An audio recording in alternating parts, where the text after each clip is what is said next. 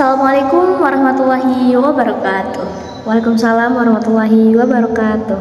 Halo semua, kembali lagi dengan saya Nabila Putriania. Pada kesempatan kali ini kita akan membahas fenomena yang cukup menarik dan sangat familiar ya di kalangan kita, terutama Gen Z. Yang mana kita akan membahas sebuah tema yang berjudul Gen Z is Sandwich Generation.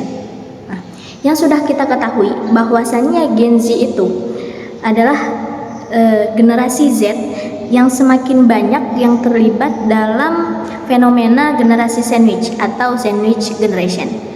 Nah, kondisi ini di mana seorang individu, terutama yang berada di usia produktif seperti kita, yaitu Gen Z, harus menanggung beban finansial dan emosional untuk menghidupi dua generasi sekaligus. Nah, siapa mereka?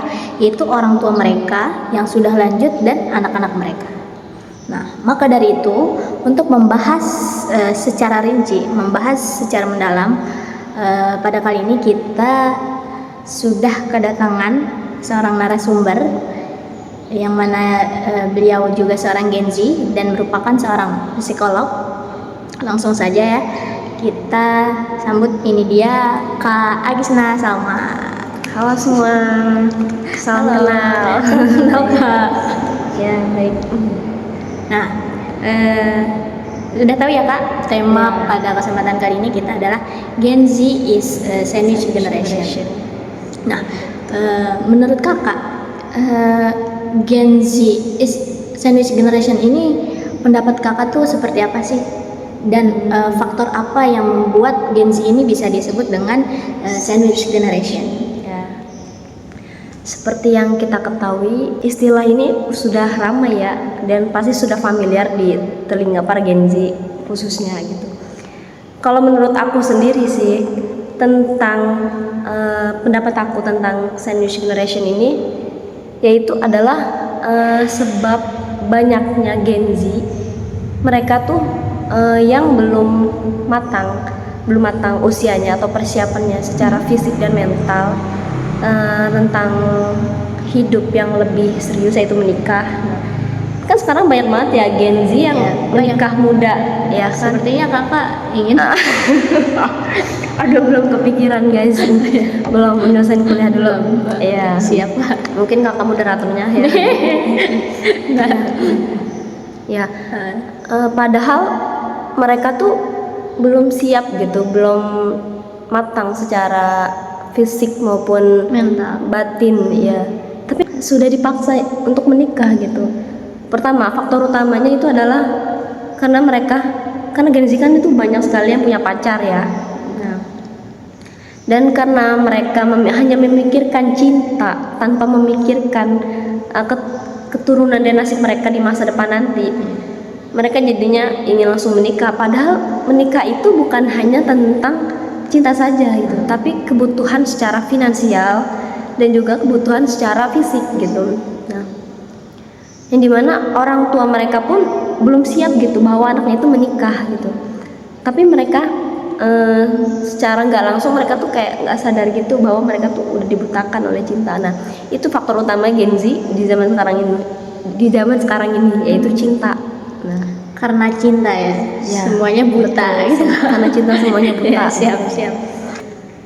Terus nah, kenapa Gen Z disebut generasi sandwich? Yaitu mereka diapit dengan dua keadaan, yang dimana mereka harus, kan kalau udah menikah nanti kalau mereka udah punya anak, nah mereka kan harus membiayai anaknya juga.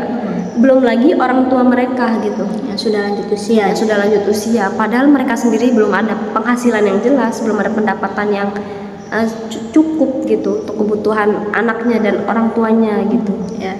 Nah, itu dia faktor yang sering terjadi di zaman sekarang ini. Oke Kak. Nah, setelah faktor, mungkin setelah kita ketahui bahwa faktor ini pasti berdampak pada Gen Z sendiri gitu. Nah, dampak apa sih Kak yang muncul setelah Gen Z ini dikatakan sebagai sandwich generation? Dampaknya ya otomatis kalau sandwich generation ini dampaknya itu pasti buruk semua. Yang pertama itu adalah penyebabnya stres dan kelelahan. Nah, kenapa bisa disebut stres?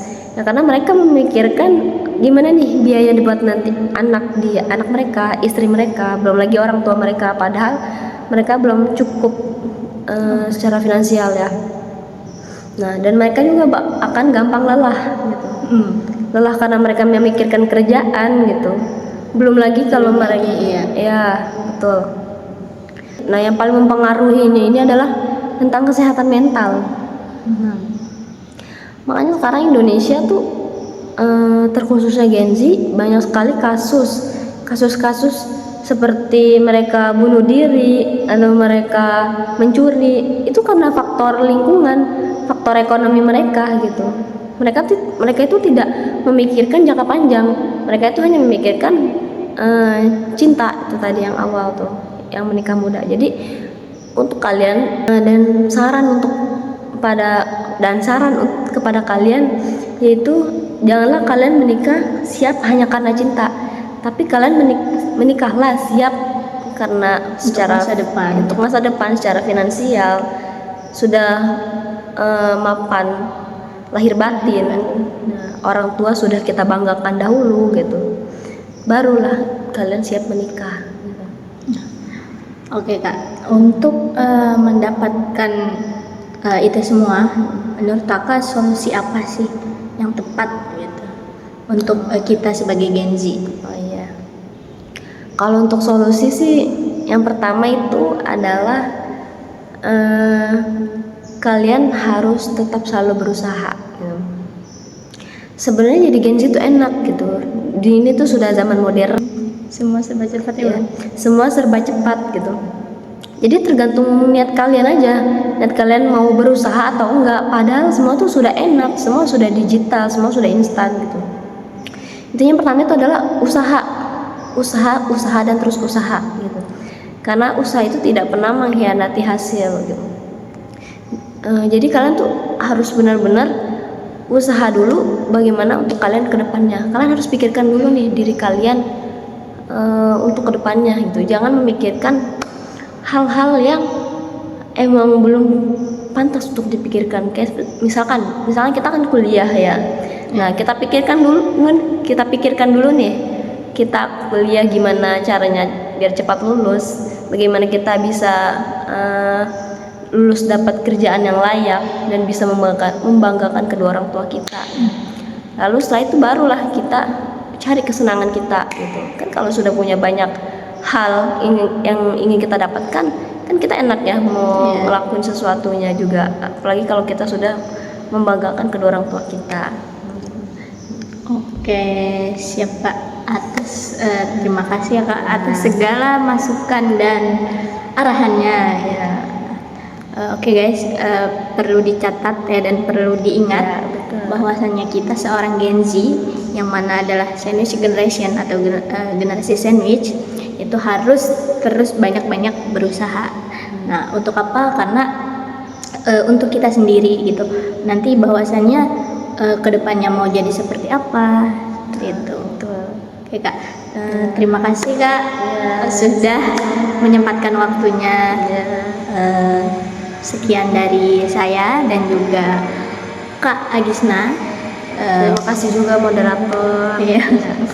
Kurang lebihnya mohon maaf. Saya pamit undur diri. Assalamualaikum warahmatullahi wabarakatuh. Guys, semoga bermanfaat.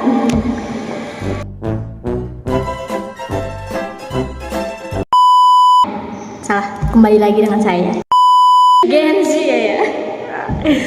Ulang-ulang.